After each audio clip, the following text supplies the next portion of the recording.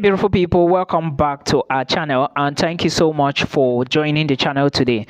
If this is your first time here, please do not forget to subscribe and support the movement. It's so important for you to be here. Thank you so much. We truly appreciate your coming. So if you have been looking for requirements to actually apply for schools in Poland, then these are the requirements that you need. But before I talk about the requirements, let me share something with you guys. Before you apply for any school in Poland, you should also understand that there are no appointments for certain group of people. Not like there are no appointments, there are appointments, but I don't understand the system in which the embassy is distributing these appointments to international students. It is so complicated and I cannot really say what I know.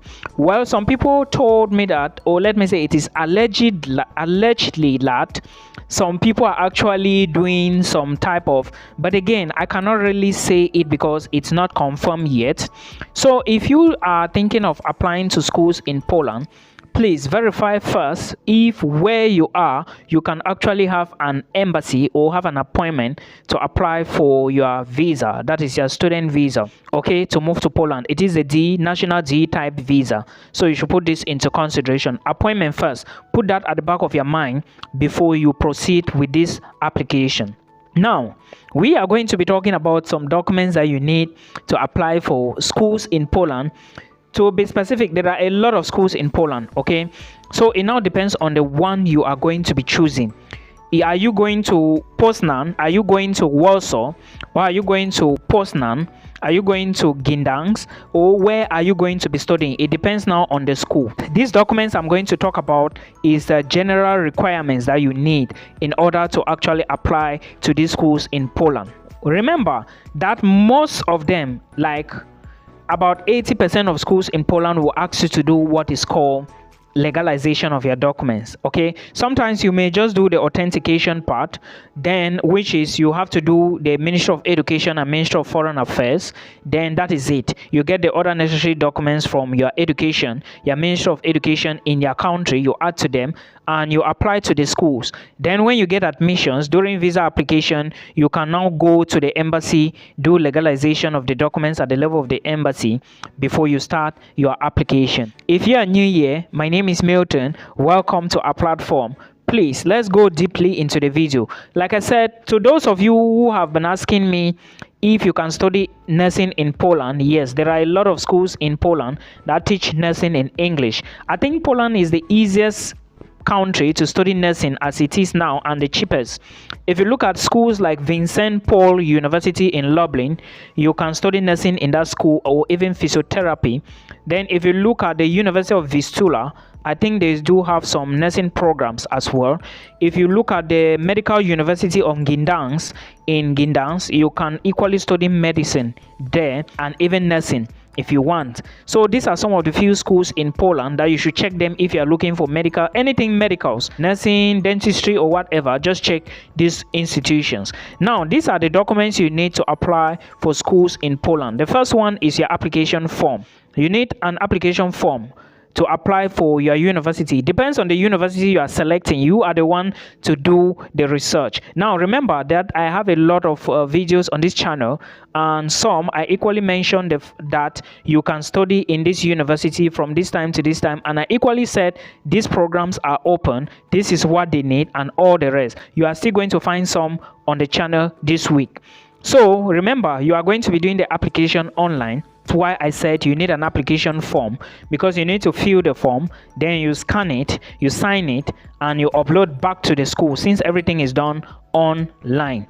Then in addition to the application form, you equally need a copy of your passport. Remember, your passport needs to be at least 6 months to before it can expire. Don't use a passport that is less than 6 months. I don't even always recommend a passport that is left 6 months to international students, because assuming that you are going to be applying for maybe a visa, a 3.5 years visa to Poland to study a bachelor's program, let's say nursing in nursing for bachelor's, right?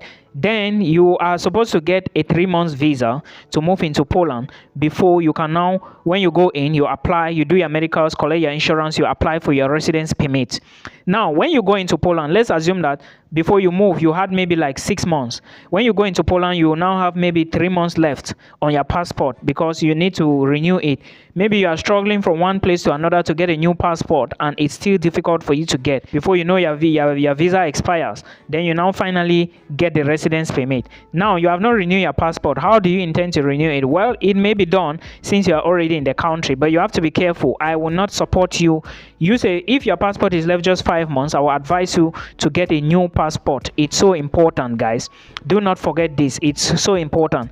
Then the next thing you need is a motivation letter. You would write a motivation letter because the school wants to be sure of who they are dealing with. They need to know your ambitions, why you choose the program, why you choose Poland, and what you are going to benefit from the program to help your own country back home. So they need that letter, and they need to know your future ambitions as well.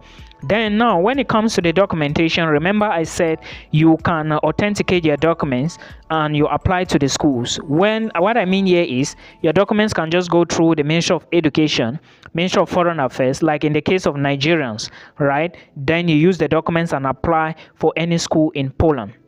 Now, equally understand that if you are coming from a place like South Africa or Zimbabwe, I think in Zimbabwe there is something they call the matric number or matric certificate. I'm not very certain, but please verify that to be certified, all right? Then if you're Nigerian, you already know the document. Your WAEC is okay. Then Cameroonians, you need your O levels and A levels. Now, I would like you to know that if you really want your documents to be real as a Cameroonian, please go to the GCE board and take confirmation of your results, O and A levels. Remember, this is for those who are going for bachelor's degree. Now, address the confirmation of results to the Ministry of Foreign Affairs. Then you collect the documents from the GCE board. It will be in an envelope. You go to the Ministry of Foreign Affairs for them to put signatures on it. Then you come back, you scan these documents with the signatures on it. You scan the first one from the GCE board without signatures. Then you scan your original documents. Even if you haven't gotten your original certificate, go to the GCE board, tell them to give you confirmation of results. Then you can use them to apply for every school abroad. I think this is a smart move for those of you who have been telling me that you haven't collected your results yet. Please use this method. You may be lucky to get admissions. I hope you understand. Now, another thing you need to do is the amount of money you have to pay. I'm not very certain. I don't know how much you are going to pay, but please verify with the ministries of education or foreign affairs. For Cameroonians, that is the ministry you are going to. Your GCE board acts as your ministry of education. Okay, then from there you now move to the Ministry of Foreign Affairs. They will always give you confirmation of results. Then for Nigerians, you have to go to the Ministry of Education and then Foreign Affairs with your WAEC. I hope you understand. Then some schools will equally ask you for English proficiency. I'm not very sure if this is really a requirement, but again, you need to consider this. In case they ask you, you supply it. I think Cameroonians, you can equally get a document from the GCE board to show that you pass English, though it's going to appear on your O-level certificate, but just get English proficiency from GCE board and equally let them sign it before you upload on the website. Then there is something South Africans and Zimbabweans, I don't know if it's Zimbabwe or South Africans, you need to get what is called an objection letter. It's important. Then now, some people will be asked to supply health reports to study in Poland. I've seen a school that was asking somebody who is applying for accountancy to supply his or her health report. Now, why did I talk about this? Those of you that are going to be studying nursing and physiotherapy, definitely you need a health report as part of your application file. Then I think those who are going to be doing nursing, you may be asked to do some tests like hepatitis tests, HIV tests, because you are going to be using needles, right? Especially during your internship. So they want to know if you are actually free from all these dangerous things. But again, remember, even if you are doing nursing or not, it doesn't matter. Just make sure you go get your health report. It is a report, and if you are getting it in Cameroon, go to a state hospital. Tell them you want to do a medical report. Okay, they are going to test you.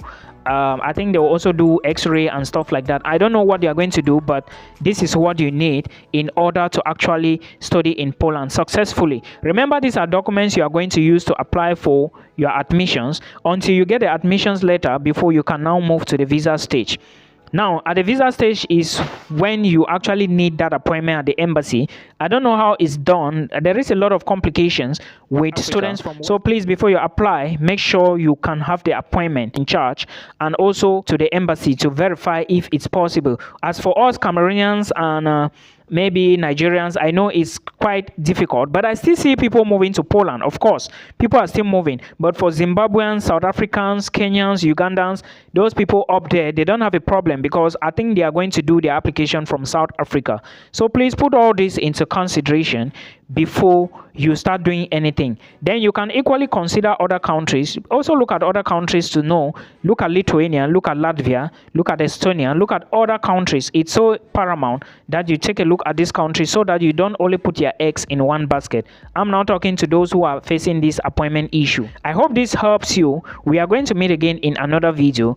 Bye bye for now.